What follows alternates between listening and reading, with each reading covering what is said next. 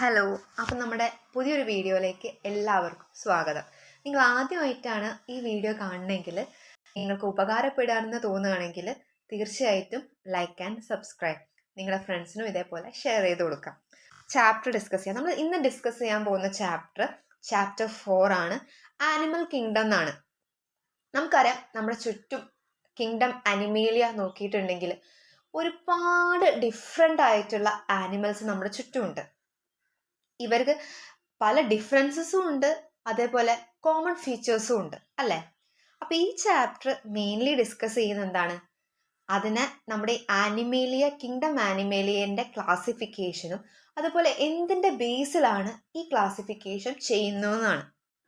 ആ ഒരു ചെറിയ ഇൻട്രൊഡക്ടറി പാർട്ടിൽ പറയുന്ന കാര്യം നിങ്ങൾ ശ്രദ്ധിച്ചോ? As over A million species of animals have been described till now, the need of classification becomes all the more important. ഒരുപാട് തരത്തിലുള്ള ആനിമൽസിനെ നമ്മളിപ്പോൾ കണ്ടുപിടിച്ചിട്ടുണ്ട്. ഈ കണ്ടുപിടിച്ച ആനിമൽസിനൊക്കെ നമ്മൾ എന്ത് ചെയ്യണം? കറക്റ്റ് ആയിട്ട് ക്ലാസിഫൈ ചെയ്യണം. The classification also help in assigning a new systematic position to newly described species. ഇങ്ങനെ ക്ലാസിഫിക്കേഷൻ ചെയ്യുന്നത് കൊണ്ട് നമുക്ക് ഒരു ഉപകാരവും കൂടി ഉണ്ട്. എന്താണ്? പുതിയതായിട്ട് കണ്ടുപിടിക്കുന്ന ആനിമൽസിനെ നമുക്ക് എന്ത് ചെയ്യാൻ പറ്റും? കറക്റ്റ് ആയിട്ട് പൊസിഷൻ ചെയ്യാൻ പറ്റും. അപ്പം എന്തിന്റെ ബേസിലാണ് ഈ ക്ലാസിഫിക്കേഷൻ ചെയ്യുന്നത് എന്ന്? അപ്പൊ എന്തിന്റെ ബേസിലാണ് നമ്മൾ ഇനി ക്ലാസിഫിക്കേഷൻ ചെയ്യേണ്ടത് ആനിമൽസിന്? അതാണ് നമ്മൾ ഈ ഒരു കുഞ്ഞു പാരഗ്രാഫിൽ നോക്കാൻ പോകുന്നത്. What are the basis of classification?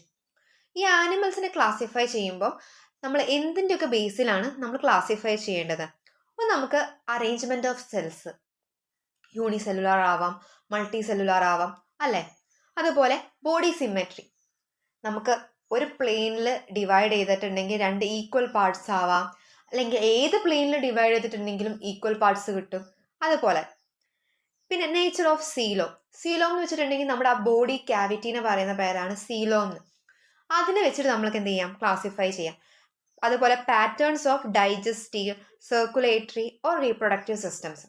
ഈ ഒരു ബേസിൽ നമുക്ക് എന്ത് ചെയ്യാം? ആനിമൽസിനെ ക്ലാസിഫൈ ചെയ്യാം. ഇവിടെ മെയിൻ ആയിട്ട് നോക്കേണ്ട ഒരു കാര്യം എന്താണെന്ന് വെച്ചിട്ടുണ്ടെങ്കിൽ, features are used as the basis of animal classification. ഏതൊക്കെയാണ്? Arrangement of cells, body symmetry, nature of coelom, patterns of digestive, circulatory or reproductive system. നമ്മൾ ഫസ്റ്റ് പറഞ്ഞ ഫീച്ചർ അറേഞ്ച്മെന്റ് ഓഫ് സെൽസ്. നമുക്കറിയാം, കിങ്ഡം അനിമേലിയ എടുത്ത് നോക്കിയിട്ടുണ്ടെങ്കിൽ അതിലെ എല്ലാ ഓർഗാനിസംസും എന്താണ്? മൾട്ടി സെല്ലുലാർ ആണ്. അറേഞ്ച്മെന്റ് ഓഫ് സെൽസ് നോക്കിയിട്ടുണ്ടെങ്കിൽ മൾട്ടി സെല്ലുലാർ ആണ്. ഈ മൾട്ടി സെല്ലുലാറിൽ തന്നെ എന്തുണ്ട്? പല ലെവൽസ് ഉണ്ട്. അതാണ് നമ്മളിപ്പോൾ ഇവിടെ ഡിസ്കസ് ചെയ്യാൻ പോകുന്നത്.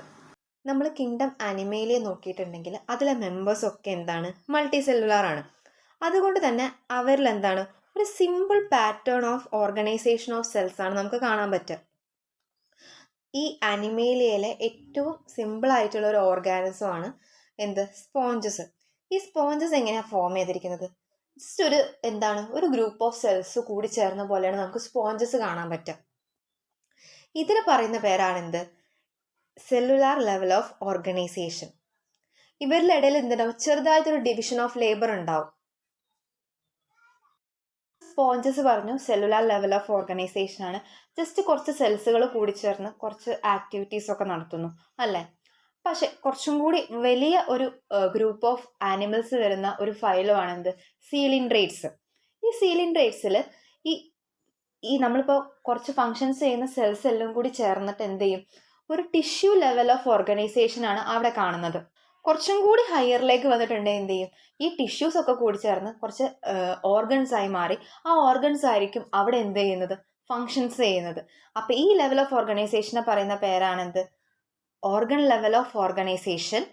നമ്മൾ നേരത്തെ പറഞ്ഞ സിലിൻഡ്രേറ്റ്സിൽ പറഞ്ഞത് ടിഷ്യൂ ലെവൽ ഓഫ് ഓർഗനൈസേഷൻ, സ്പോഞ്ചസിൽ പറഞ്ഞത് cellular level of organisation. Platyhelminthes എന്ന് പറഞ്ഞ ഫൈലം മുതലാണ് ഈ ഓർഗൻ ലെവൽ ഓഫ് ഓർഗനൈസേഷൻ കണ്ടു തുടങ്ങുന്നത്. കുറച്ചും കൂടി മുകളിലേക്ക് പോയിട്ടുള്ള ഒരു ഫൈലമാണ് എന്ത്? അനലിഡ്സ്, അതേപോലെ ആർത്തോപോഡ്സ്, മുളുസ്ക്, ഇക്കിനോഡേംസ്, കോഡേറ്റ്സ്.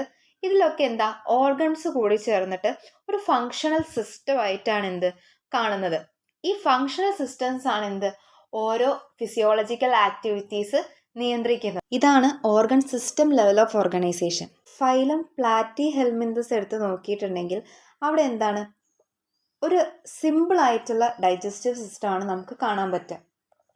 അവിടെ ഈ ഡൈജസ്റ്റീവ് സിസ്റ്റം എന്ന് പറയുന്നത് എന്താണ്, ഇൻകംപ്ലീറ്റ് ആണ്. ഇൻകംപ്ലീറ്റ് എന്ന് ഉദ്ദേശിക്കുന്നത് എന്താണെന്ന് വെച്ചിട്ടുണ്ടെങ്കിൽ, സാധാരണ നമ്മൾ ഫുഡ് കഴിക്കുന്നത് ഒരു ഓപ്പണിങ്ങളിലൂടെ, അതിൻ്റെ വേസ്റ്റ് കളയുന്നത് വേറെ ഓപ്പണിങ്ങളിലൂടെ. എന്നാൽ ഫൈലം പ്ലാറ്റിഹെൽമിന്തസിൽ ഈ ഫുഡ് ഇൻടേക്കും എക്സ്ക്രീഷനും നടക്കുന്നത് ഒരു ഓപ്പണിങ്ങിലൂടെയാണ്.